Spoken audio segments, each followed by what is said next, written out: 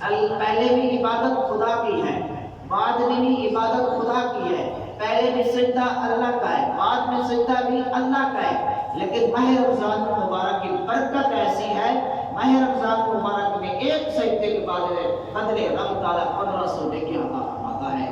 کیونکہ ماہ رمضان مبارک کی برکت ہے۔ اور اسی طرح حضرت ابو سعید، لیکن عید الفطر بھی ایک عام چیز ہے، اس کے لیے ہمیں پیغام دے کر چلا ایک شاعر کی صورت میں، وہ کہتا ہے عید فطر تے مومن لئی، عید فطر مومن لئی موٹی خوشیاں دا پیغام ہے، رمضان پاک عبادت دا رب طرفوں خاص انعام ہے۔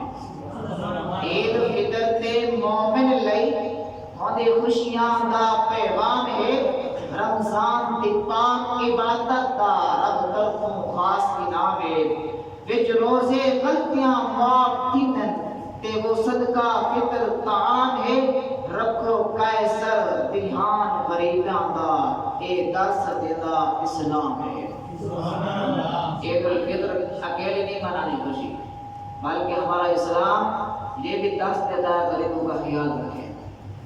غریبوں کی طرف دیکھیں، جو غریب ہے مستحق ہے اس کو فطرانہ دیں تاکہ وہ بھی ہمارے ساتھ خوشی کے ساتھ خوش ہو کر شامل ہو جائے۔ اور اسلام پر ہم چلنے والے ہیں اور اسلام پر بھی عمل کریں گے۔ اور اسی طرح حضرت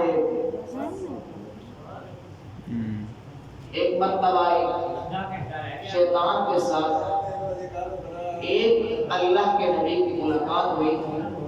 لیکن ہم ڈرتے کتنی ہے، اکثر طور پر ہر علاقے میں یتیم تو رہتے ہیں لیکن ہم ڈرتے نہیں ہیں۔ شیطان سے ایک نبی کی ملاقات ہوئی، جب اس نے دیکھا اس کے ہاتھ میں ایک مٹی کا ڈھیرا ہے، دوسرے ہاتھ میں شہد کا ڈھیرا ہے۔ اس نبی نے پوچھا یہ تو بتا، ایک ہاتھ میں مٹی دوسرے ہاتھ میں شہد، وجہ کیا ہے؟ مٹی بھی اٹھائی ہوئی ہے، شہد بھی اٹھایا ہوا ہے، وجہ کیا ہے؟ کون سا عمل کر رہا ہے؟ تو شیطان جواب دیتا ہے، شیطان کہتا ہے جو مٹی ہے میں یتیموں کے چہرے پر ملتا ہوں، جو شہد ہے یہ بغض اور کینے والے کو دیتا ہوں تاکہ لوگ یتیموں سے نفرت کریں اور بغض اور کینے سے بھر کر اس کی طرف آئیں۔ آج لوگ اسی طرح کا ہے، یتیم موجود ہیں لیکن حسرت اتنی بغض بڑھ گیا، شیطان کے طریقے پر ہم نے عمل کر دیا۔ شیطان کا یہ راہ تھا، اس نے یتیموں کے چہرے پر مٹی مار دی تاکہ لوگ اس سے نفرت کریں، کوئی اس کو اپنا صدقہ فطر نہ دے تاکہ صدقہ فطر ادا کرنے سے یہ بخشش نہ ہو جائے، تاکہ اس یتیم کی دعا اس کے حق میں قبول ہو نہ جائے۔ لیکن آج کا دور اسی طرح ہے، ہم نے یتیموں کو نہیں دیکھا، بلکہ ہم نے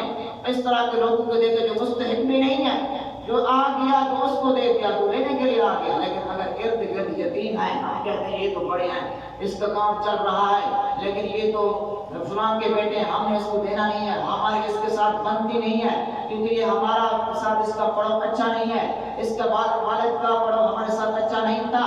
ہم نے اگر دیکھنا ہے یتیم کو دیکھنا ہے، اگر یتیم کو دیں گے تو رب تعالیٰ کی رحمت نازل ہوگی، اگر نہیں دیں گے پھر شیطان کے طریقے پر عمل کریں گے، پھر شیطان ملک و مٹی ہمیں یتیم کے چہرے پر نظر آئے گی تو ہم اس سے نفرت کریں گے۔